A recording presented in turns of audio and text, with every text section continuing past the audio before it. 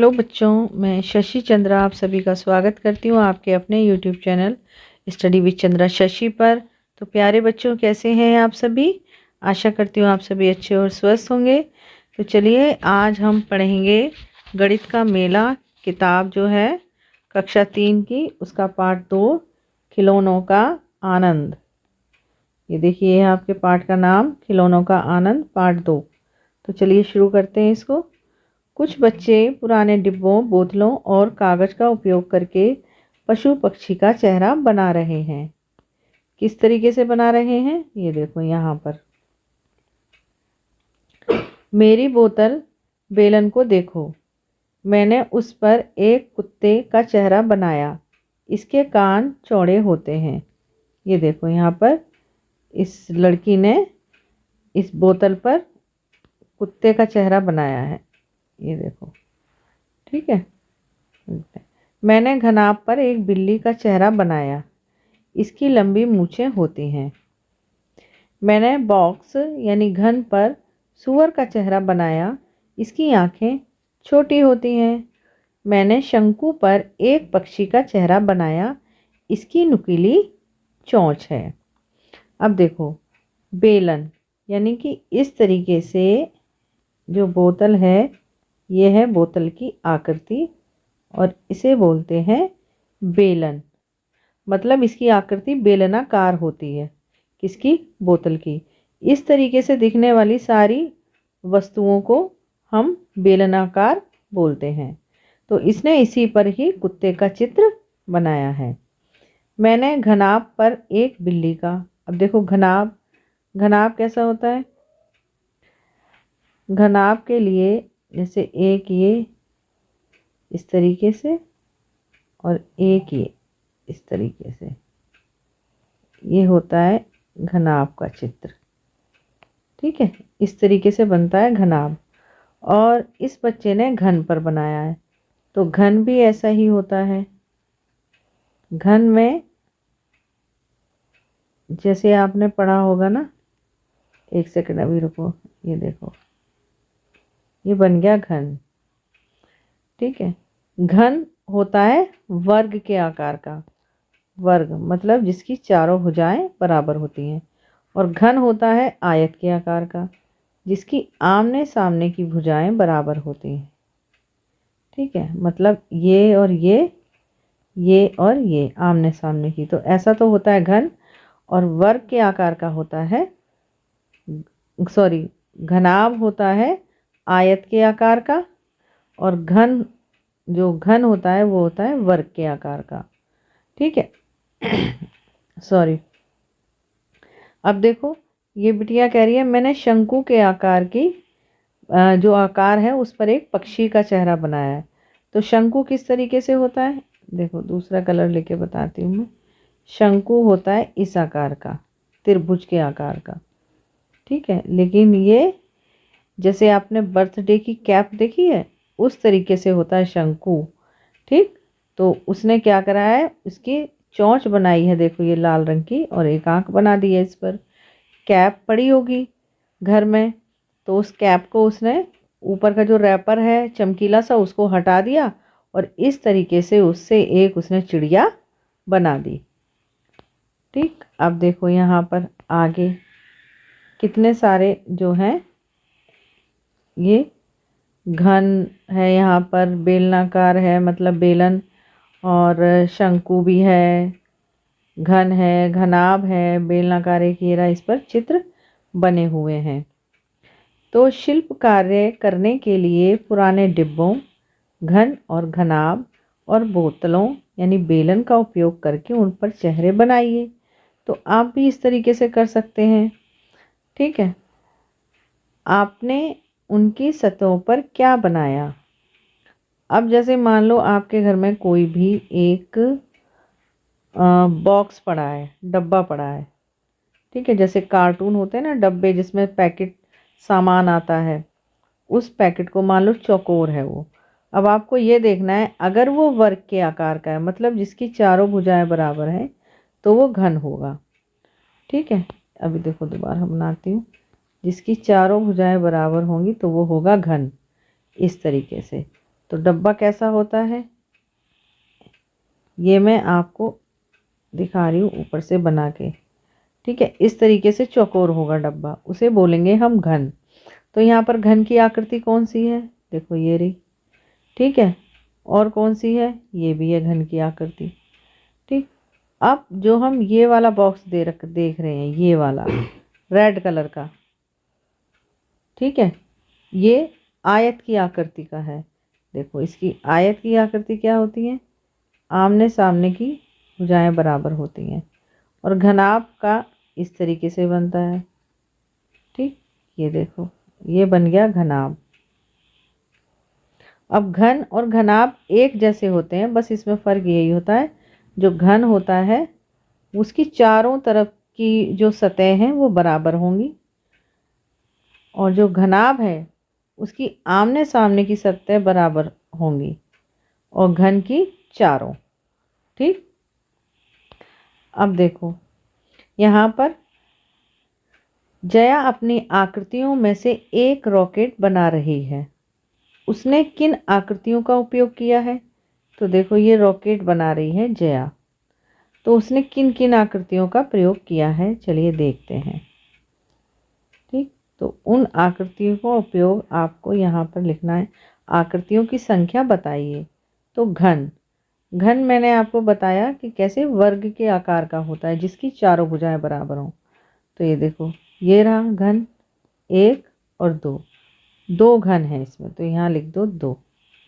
ठीक है, बेलन एक ही है संतरी से रंग का, तो आप लिख देंगे 1। उसके बाद है घनाभ, तो घनाभ आप देखिए, एक ये रहा हरे रंग का, एक ये रहा लाल रंग का, और एक है पीले रंग का, और एक ये रहा नीले रंग का, तो 4 घनाभ हैं। ठीक, और शंकु ऊपर है गुलाबी रंग का, तो 1 शंकु है। एक ही दिख रहा है ना शंकु, और आप अच्छे से एक बार देख लो, चेक कर लो। ठीक है, अब आगे कौन सी आकृति लाल घनाभ और पीले घनाभ के बीच में है, कौन सी आकृति नारंगी बेलन के ऊपर है। अब सबसे पहले तो ये वाला क्वेश्चन, कौन सी आकृति लाल घनाभ और पीले घनाभ के बीच में है। तो देखो लाल, दूसरा कलर ले लेती हूँ मैं, ये वाला लाल घनाभ ये रहा, और कौन सा, देखो लाल और पीले, और पीला ये रहा घनाभ। तो लाल और पीले घनाभ के बीच में कौन सी आकृति है, बेलन की आकृति है। ठीक है, तो आप लिख देंगे यहाँ बेलन, बेलन की आकृति है। ठीक है, अगला क्वेश्चन है कौन सी आकृति नारंगी बेलन के ऊपर है। तो नारंगी बेलन आपका ये रहा, मतलब संतरी रंग का बेलन, और इसके ऊपर है घन की आकृति, तो यहाँ लिख देंगे घन। ठीक है, अब आगे देखते हैं कौन सी आकृति गुलाबी शंकु के नीचे है। कौन सी आकृति गुलाबी शंकु के नीचे है। अब गुलाबी शंकु के नीचे कौन सी आकृति है, वो भी घन की है, तो इसमें भी हम लिख देंगे घन। ठीक, अब देखते हैं अगला। अब देखो यहाँ पर घन का बताया गया है कि ये है किनारा, ये है कोना, और ये है सतह। ठीक है, मतलब सरफेस, ये जो है ये सतह है।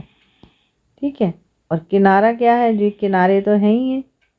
ठीक है, लेकिन जो ये हैं, एक सेकंड देखो दूसरा कलर लेती हूँ, यहाँ पर जो ये हैं इसके कोने, कोने हैं ना ये देखो, और जो लाइनें हैं, ठीक, जो ये खिंची हैं लाइनें,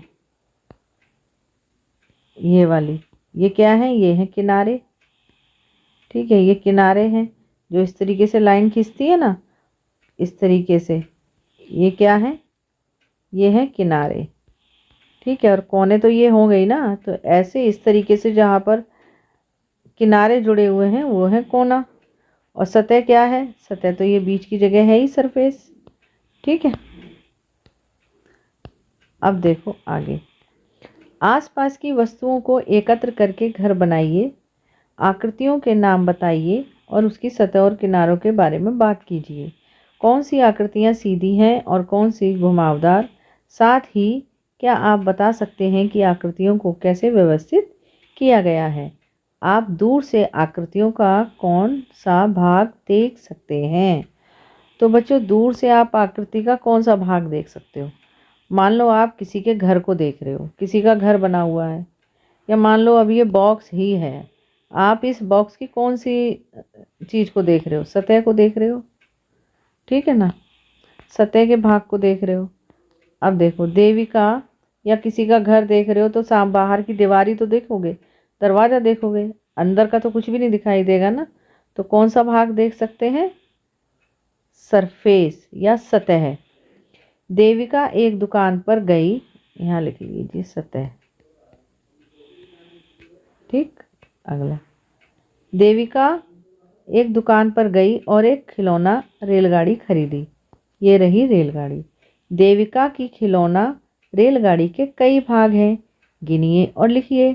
तो बच्चों, आपको इस रेलगाड़ी में तो दिख रही होंगी ना अलग अलग आकृतियाँ, हमने अभी ऊपर पढ़ी तो आपको दिख रही होंगी। इसमें आप पहचान पा रहे होंगे कि कौन सी आकृति कैसी है और किस कलर की है। तो सबसे पहले ये कह रहा है कि लाल बेलन, ठीक है ना, गिनिए और लिखिए। तो जो लाल बेलन है वो कितने हैं? एक है। उसके बाद कह रहा है सलेटी घनाभ, तो सलेटी घनाभ कौन सा है? ये वाला है, तो ये कितना है? एक। फिर पीला शंकु कितना है? पीला शंकु दो है। फिर है नीला घन, नीला घन कितना है? एक। ठीक है, ये हो गया। ये तो आप भी कर लेते, बहुत आसान है ये तो। अब देखो, यहाँ अलग अलग आकृतियों से बने कुछ और खिलौने हैं। आप अपने घर में भी देख सकते हैं या स्कूल के अंदर भी देख सकते हैं कि इसी तरीके की आकृतियों से खिलौने किस तरीके से बनाए गए हैं। ठीक, आप पेपर फोल्डिंग से कैप भी बना सकते हो, बेलन भी बना सकते हो इस तरीके से। एक खिलौनों में किन आकृतियों का उपयोग किया गया है? इन खिलौनों में तो इसमें क्या है? शंकु है ये तो। चूहे में क्या, एक सेकंड रुको, चूहे में क्या बना हुआ है? शंकु, ठीक है। और क्या है? बेलन। आप थोड़ा सुंदर सुंदर करके लिखेंगे, ठीक है, अपने ही कॉलम में, ठीक। और ये क्या है? ऊपर तो क्या बना हुआ है आपको दिख रहा है? ऊपर क्या है? गोला, ठीक है। और नीचे क्या है? बेलन, ठीक। अब देखो, बिल्ली में क्या क्या बना हुआ है? एक तो गोला बना हुआ है, ठीक, गोला लिख लो। बेलन भी बना हुआ है, बेलन लिख लो। और बताओ, एक चीज और दिख रही है आपको? ये देखो, ये शंकु, क्या है? शंकु। तो मैंने तो आपको समझाने के लिए ऐसे लिख दिया है, आप सुंदर सा लिखेंगे अपनी किताब में, ठीक। और इसमें ये किससे बनी हुई है? देखो, ये घनाभ है, ठीक। और ये तीनों क्या है? वो घन, तो घन लिख लो और घनाभ लिख लो, ठीक है। ये हो गया। आगे, जया ने अलग अलग आकृतियों का उपयोग करके कुछ घर बनाए हैं। ये देखो, ये है जया और इसने ये घर बनाए हैं। अपने आसपास उपलब्ध आकृतियों का उपयोग करके नीचे दर्शाए गए घर, टावर, रॉकेट आदि बनाने का प्रयास कीजिए। तो आप भी ऐसी अलग अलग आकृतियाँ घर में ढूंढो, जैसे गिलास हो गया, कटोरी हो गई, थाली हो गई, इस तरीके से, और बनाओ कुछ भी, ठीक है। अब देखिए, नए नए तरीके के बॉक्स भी मिल जाएंगे घर के अंदर, उनसे भी बना सकते हो आप। ध्यान दें कि घन एक विशेष प्रकार का घनाभ होता है। देखो, अब घन और घनाभ मैंने आपको बताया था कि जो आयताकार होगा, देखो इसको, देखो ये है घनाभ और ये है घन। तो एक ही जैसी तो आकृति हैं, बस इसमें कितना फर्क है?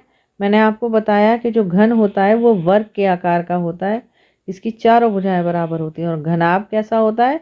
जिसकी आमने सामने की दो भुजाएं बराबर होती हैं। इसकी देखो ये वाली, मतलब आयत के जैसा दिखता है आपको, समझ गए आप? और घन चारों तरफ से बराबर होता है। ठीक, ये आप ध्यान रखना कि घन और घनाभ में आप कभी भी कंफ्यूज नहीं होंगे। अगला, बनाइए और बताइए। विद्यार्थियों को 4 या 5 के समूह में बैठने के लिए कहें।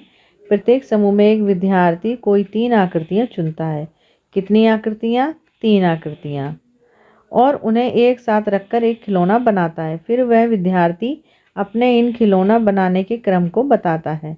मतलब क्रम को बताता है, मतलब सबसे पहले उसने क्या किया, कौन सी आकृति रखी, दूसरे बार में कौन सी आकृति लगाई, तीसरे बार में उसने कौन सी आकृति लगाई। इसी तरह से वो क्रम को बताएगा। मतलब सबसे पहले क्या करा, दूसरे नंबर पे क्या करा, तीसरे नंबर पे क्या किया। ठीक है। और अन्य विद्यार्थियों को यह खिलौना देखे बिना इन खिलौनों का निर्माण करना होता है। अब अन्य बच्चों को समूह में बारी बारी से यह खेल खेलने दें। ठीक है, जैसे आप समझे, ये आकृतियां हैं। एक घनाभ, बड़ा घनाभ, उससे छोटा घनाभ, फिर बेलन और शंकु। अब ये जो बच्चा है क्या करेगा, और बच्चों को ये दे देगा। ठीक है, मतलब ये बनाएगा। ठीक, और फिर क्या कहेगा, और बच्चों को भी मिलेगा इसी तरीके का सामान।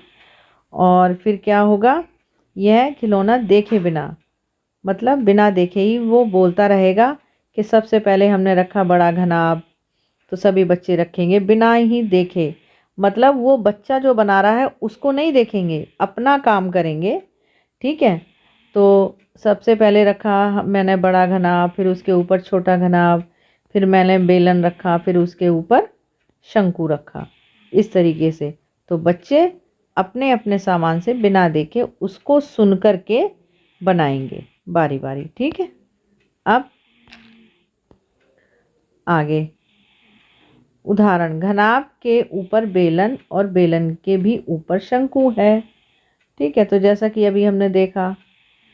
ठीक, देखो घनाभ, घनाभ के ऊपर घनाभ और घनाभ के ऊपर बेलन, बेलन के ऊपर शंकु। ठीक, आगे कक्षा में निम्न आकृतियां ढूंढिए और तालिका में उनके नाम भरिए।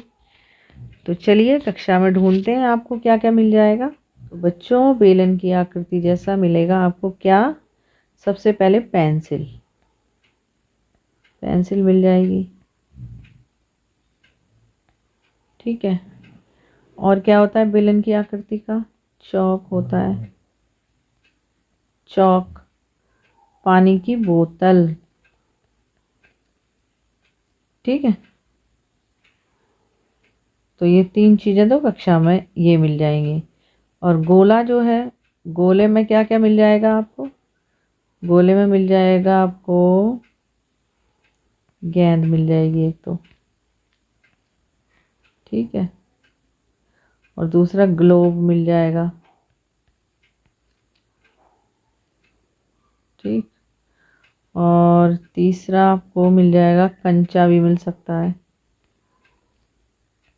ठीक है, और संतरा सेब भी बच्चे लाते हैं, वो भी क्या नाम है क्लास में मिल सकता है। जैसे कोई बच्चा ले आया संतरा तो आपको वो भी मिल जाएगा।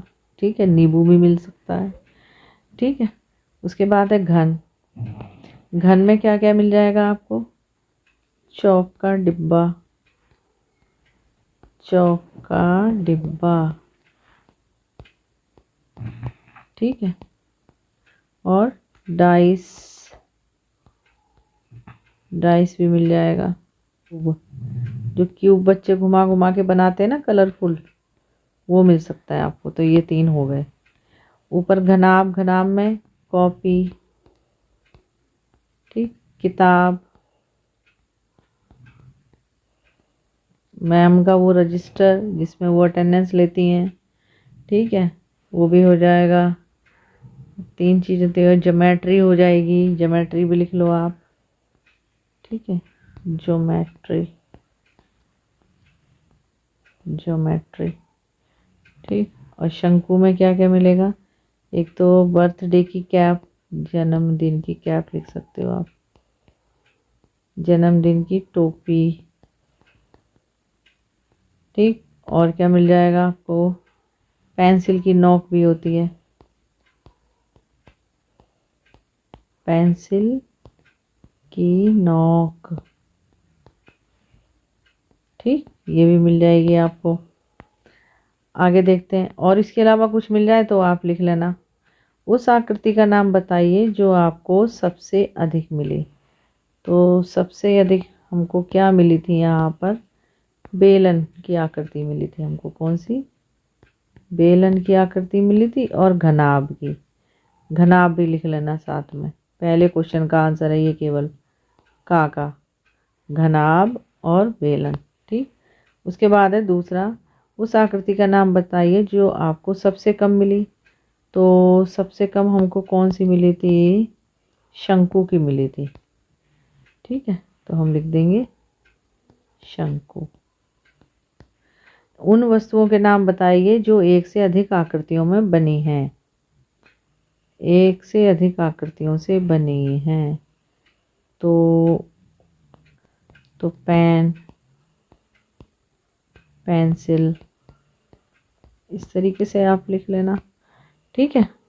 आगे देखते हैं अगला क्वेश्चन। नीचे दी गई आकृतियों को देखिए और निर्देशानुसार निशान लगाइए। निर्देशानुसार मतलब जैसे बताया गया उसके अनुसार। जो आकृतियां घन हैं उन पर गोला लगाओ। तो घन, एक तो ये रहा, 1 2 और एक 3, 3 हो गए घन। जो आकृतियां शंकु हैं उन पर सही का निशान लगाओ। तो सही का निशान लगाना है, 1 2 और एक 3, 3 है। जो आकृतियां बेलन हैं उन पर गलत का निशान लगाओ। बेलन, 1 2 और एक 3, अरे 3 बेलन है। जो आकृतियां घनाभ हैं उन पर बॉक्स बनाइए। तो घनाभ 1 2 और एक ये 3 घनाभ है, ठीक है। ऐसी आकृतियों के नाम बताइए जिनमें एक भी किनारा नहीं हो। तो यहाँ पर जब सारी आकृतियाँ हो गई थी तो एक आकृति के बारे में ये रह गई थी, ठीक है। तो ऐसी आकृतियों के नाम बताइए जिनमें एक भी किनारा ना हो। तो वो क्या है? गोला। क्या है बच्चों?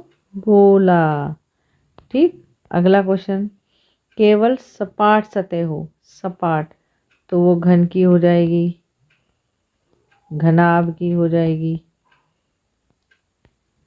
ठीक।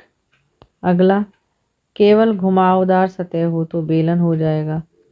केवल घुमावदार सतह, बेलन और शंकु दोनों हो जाएंगे, ठीक। अगला, सीधे और घुमावदार दोनों तरह के किनारे हों तो बेलन, ठीक। ये देखो, सीधा और दोनों तरफ घुमावदार किनारे, ठीक। अगला, सपाट और घुमावदार दोनों तरह की सतह हो तो वो है शंकु। क्या है? शंकु। सपाट कैसे? ये सपाट हो गई, ठीक है। और जब घुमावदार होगी तो वो इस तरीके से हो जाएगी, ठीक है, शंकु। शिक्षण संकेत, विद्यार्थियों को कक्षा में विभिन्न आकृतियां ढूंढने को कहें। उन आकृतियों को और अधिक उदाहरण ढूंढने के लिए कहें। घनों, घनाभों और बेलनों में विपरीत सतहों के बारे में बात करें। वे आकृतियों को विभिन्न तरीकों से घुमाकर देख सकते हैं, ठीक है। अगला, आप कौन कौन सी आकृतियां बना सकते हैं? तो देखो, एक आकृति ये बनी है, एक ये बनी है, और कौन, और आप इस तरीके से, किस तरीके से, और मतलब किस तरीके से, मतलब कि इसने बिटिया ने यहाँ पर ये देखो ये मिट्टी के गोले लगाए हैं और इसमें उसने लकड़ियों को दबा दिया है, मतलब लकड़ियों के साथ और मिट्टी के साथ उसने इस तरीके की आकृति बनाई है।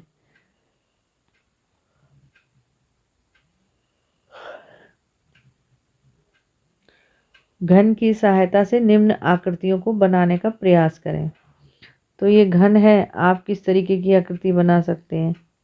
ये आप इस तरीके से 1 2 ऐसे बना दो एक आकृति, 1 मतलब सीढ़ी नुमा आकृति बना सकते हैं आप, जैसे 1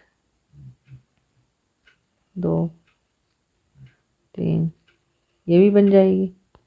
ठीक, इन पृष्ठ के किनारों पर एक खेल दिया गया है। पासे को फेंकिए और गोटी को पासे पर आई संख्या के अनुसार अगले चित्र पर ले जाइए। समाप्त वाले खाने को पार किए बिना अपने दोस्तों के साथ यह खेल खेलिए और जो पहले समाप्त वाले खाने तक पहुंचेगा वह विजेता होगा। ठीक है, तो ये देखो, ये एक पट्टी दी गई है इस तरीके की, ये अलग अलग चित्र दिए गए हैं ना। देखो ऊपर आपकी किताब में तो पूरा पेज दिख रहा होगा ना, तो इस तरीके की ये देखो, ये दी गई है पट्टी।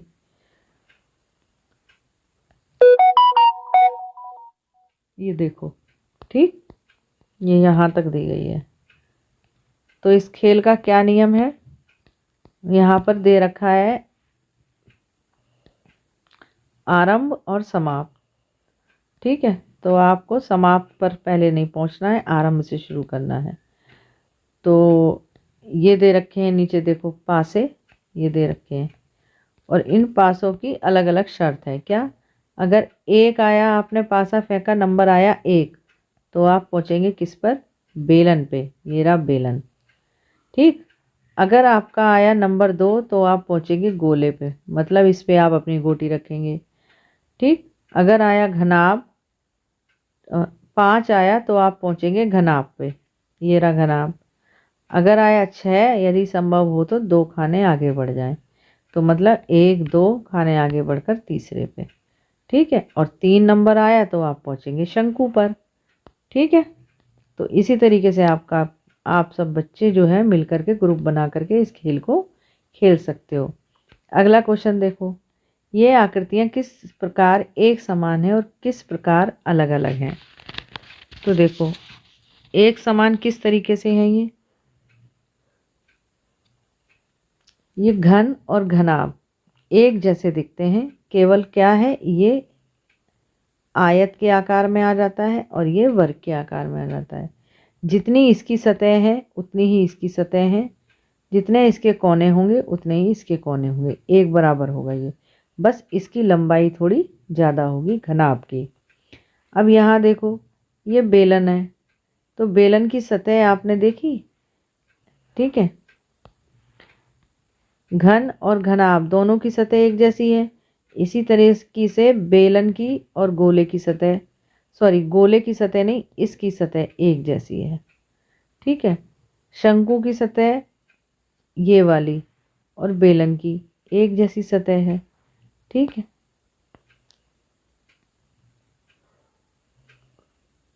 अगला क्वेश्चन है, इस पासे को देखिएगा, इसकी सतह पर 1 से 6 बिंदु है, कौन सी संख्या इसके पीछे है। विपरीत मतलब संख्या 1 के लिए विपरीत सतह पर, जहां पर संख्या 1 हो उसके पीछे साइड कौन सी संख्या होगी, किस पर, पासे पर।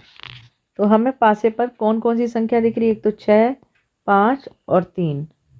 ठीक है, तो कौन कौन सी संख्या होनी चाहिए, 1 2 और 3, 3 संख्या होनी चाहिए। ठीक है, तो 1 के पीछे होगा 6 और 2 के पीछे होगा 5 और 3 के पीछे होगा 4, क्योंकि इसको पासे के पीछे की संख्या देखने का एक नियम होता है, एक फॉर्मूला होता है। क्या, जैसे 1 में हम 6 जोड़ेंगे तो आएगा 7।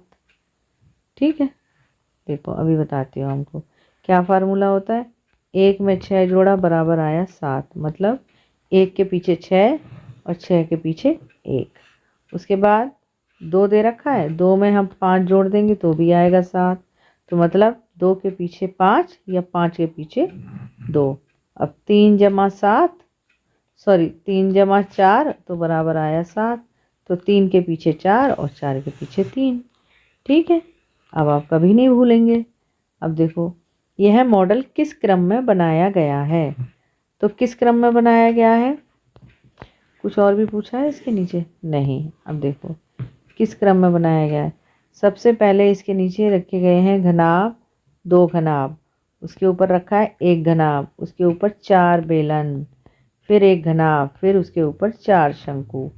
ठीक है, फिर 1 2 3 घनाभ ये रहे। ठीक है, इस तरीके से बनाया गया है। यदि आप एक घन और एक घनाभ को मिलाते हैं तो आपको कौन सी आकृति मिलती है? एक घन और एक घनाभ ये है। इस आकृति को बनाने में कितने घनों का उपयोग किया गया है? तो देखो कितने घनों का उपयोग किया गया है। यहाँ पर आप जोड़ के लिखेंगे, अलग अलग घन हैं। तो 1 2 3 4 5। तो जो 1 2 3 घनाभ ये वाले रखे हैं, इनके पीछे भी तो ये दोनों लाइनें घनाभ की ही तो होंगी, सॉरी घन की होंगी। ये 3 घन आगे दिख रहे हैं ना, तो इसके पीछे भी जो 2 आपको 1 2 3 घन दिख रहे हैं, ये वाले देखो, एक ऑरेंज, एक नीला और एक ये पर्पल। 3 घनों की लाइन दिख रही है आपको, और तीनों में 3 3 घन है। देखो 1 2 और 1 3, तो कितने हो गए? 9। तो यही हो गए। ठीक, फिर उसके बाद हमको यहाँ दिख रहे हैं 2 घनों की लाइन दिख रही है, जमा का निशान लगाओ।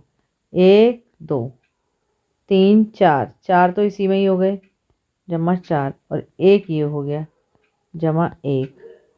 ठीक है, और ऊपर 1 2 3 4 और एक ये 5, जमा 5। कितने हो गए? 5 5 10 और 9 19। 19 घन हो गए टोटल। ठीक है, आगे अलग अलग आप 3 घनों को कितने अलग अलग तरीकों से जोड़ सकते हैं? तो देखो भाई, एक तो हम इस तरीके से जोड़ लेंगे।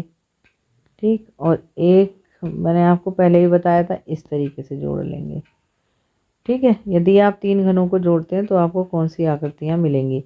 एक ये वाली मिलेगी टावर वाली, और एक ये मिलेगी। ठीक, आगे इन मॉडलों को बनाने में किन आकृतियों का उपयोग किया गया है और उन्हें किस प्रकार व्यवस्थित किया गया है? तो देखो, ये तो घनाभ हैं। कितने? 1 2 3 4 घनाभ है। ठीक, और 1 2 3 4 5 घनाभ, और एक ये 6 घनाभ। ये भी घनाभ है और ये भी घनाभ है। ठीक, 6 पासों का उपयोग करके निम्नलिखित आकृतियाँ बनाइए। घनाभ बनानी है, 6 पासे लगा दो आप। तो 1 2 और 3 और 3 ऊपर लगा दो पास, क्योंकि पासे तो बराबर होती हैं ना इनकी, तो चारों भुजाएं, मतलब घन की चारों भुजाएं बराबर होती हैं। तो ये देखो, ये बन गया घनाभ। ठीक है, अब क्या रहा है? टावर। तो टावर के लिए क्या है? एक के ऊपर एक रखते जाओ, बन जाएगा टावर। ये जो पासा है, इसको एक के ऊपर एक रख दो, टावर बन जाए। अपनी पसंद का कोई अन्य आकार, तो भैया अपनी अपनी पसंद का भी बना लो एक। ठीक है, तो ये हो गया आपका पाठ पूरा। ठीक है, कैसा लगा आपको आज का पाठ? इसको समझने के लिए 1 2 बार अच्छे से वीडियो देख लेना, आपके समझ में आ जाएगा। और मिलते हैं अगली वीडियो में, तब तक के लिए बाय बाय। जिन बच्चों ने चैनल को सब्सक्राइब नहीं किया है वो चैनल को सब्सक्राइब कर लें।